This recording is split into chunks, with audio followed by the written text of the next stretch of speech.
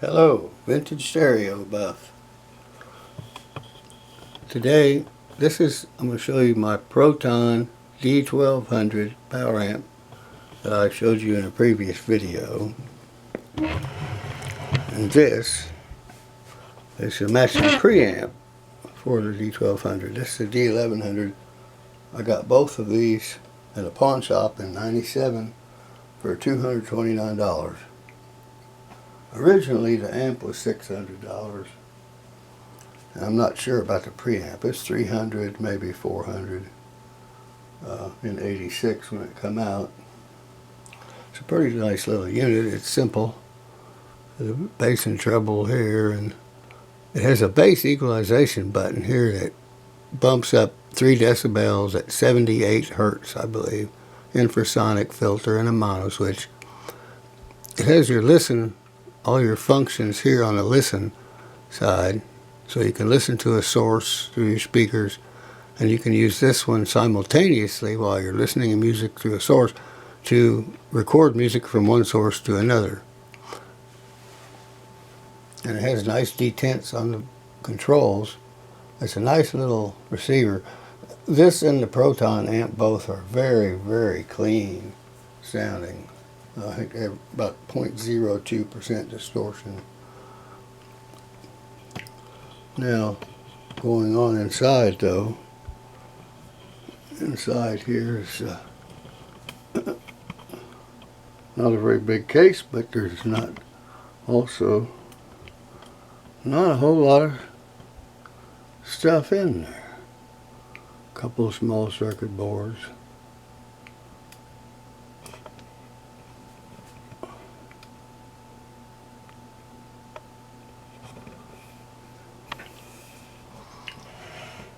What I wanted to show you was this little Omron relay. Shortly after I got the amp, the right channel had got out, and after playing with it, I discovered that if I touched this and squeezed a little pressure on the sides, it would start playing again. Oh, it's a little relay.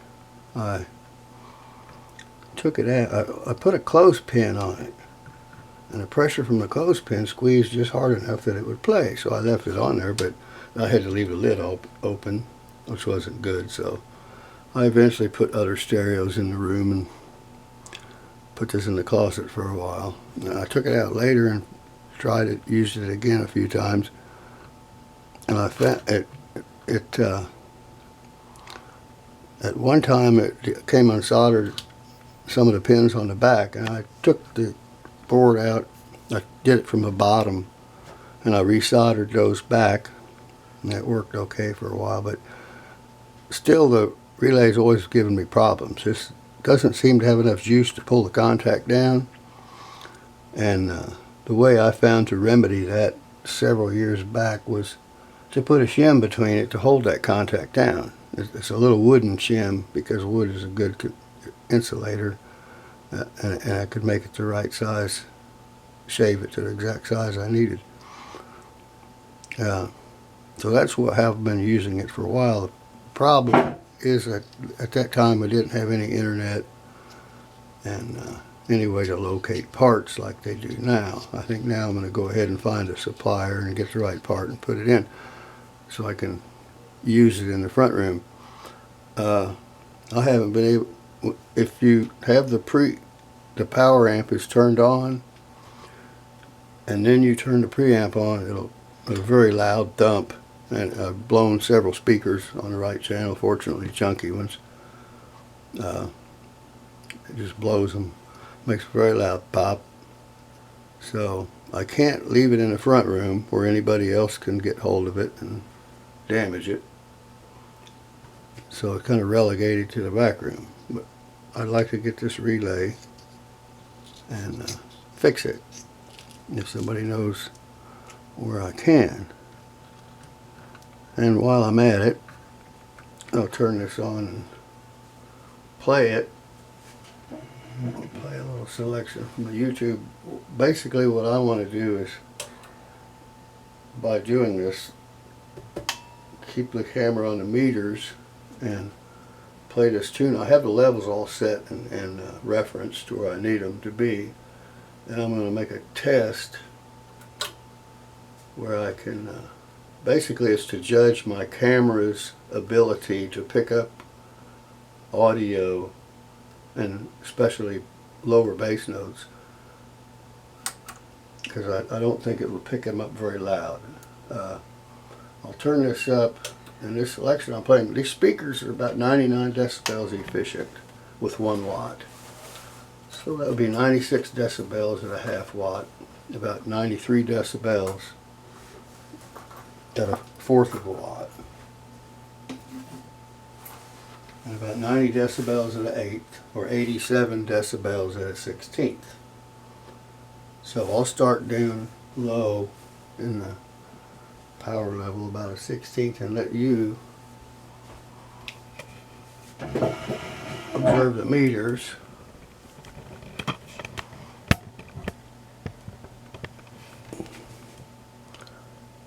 I'll move this a little closer to this meter.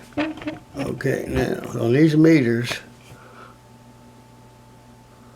this dot right here, this one here, this is a 1/10 of a watt. That's a 1/10 of a watt. There's a 1/20th of a watt. And here's a 1/4 of a watt. Right there. And 1/2 a watt is about here. This bold, when you see here, that's 2.5 watts. We won't get that hot because it'll be way too loud. Right about here on 1 watt will be 99 decibels, and it'll be way above what the camera can handle. I'm suspecting the camera won't be able to go much over a 1/4 of a watt without distorting, and that's what I want to find out by playing this video and then rerunning it through. So I'll start that now, so bear with me.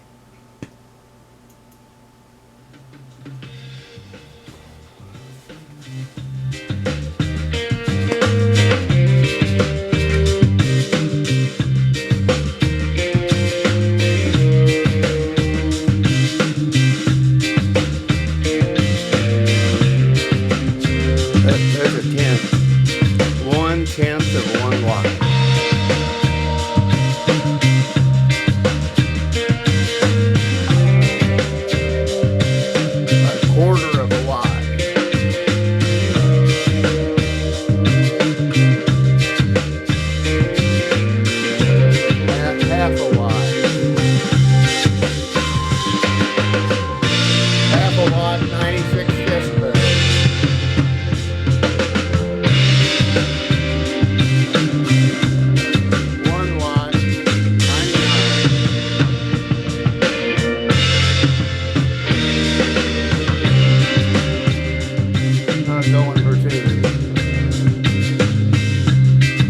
I don't think the camera takes it much past the 1/8 of a watt.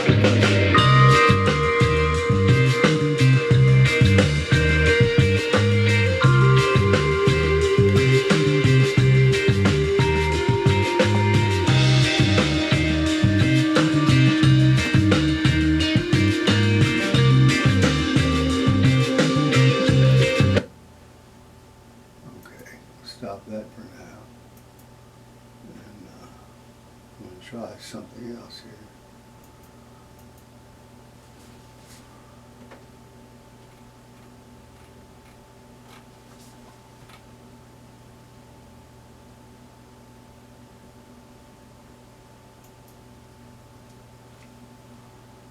Hold on just a second.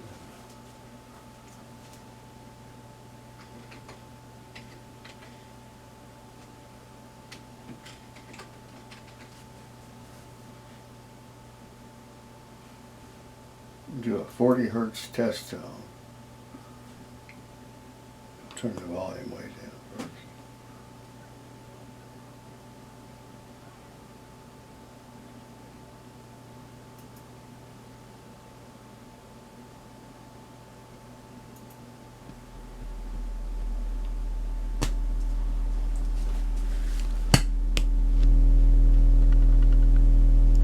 tenth of a watt, 40 hertz tone. A fourth of a watt, about a third of a watt. There's 1 watt. 1 watt with a 40 hertz tone.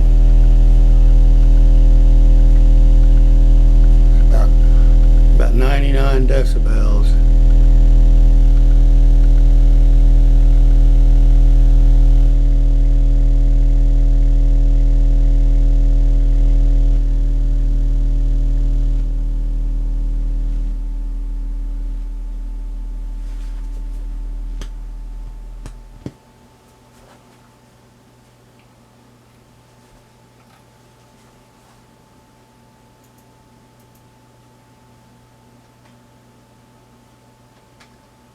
Let's try 50 hertz.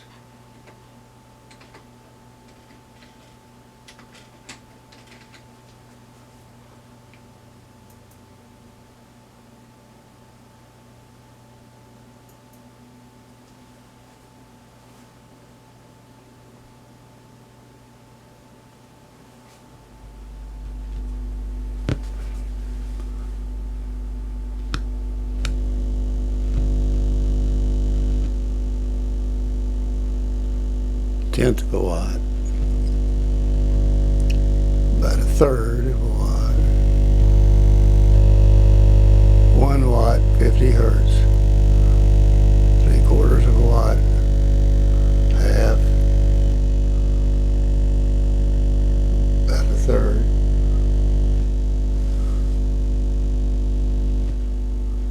tenth.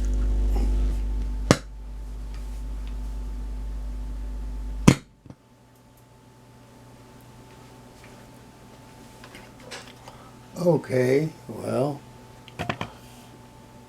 till next time, Vintage Stereo Buff out.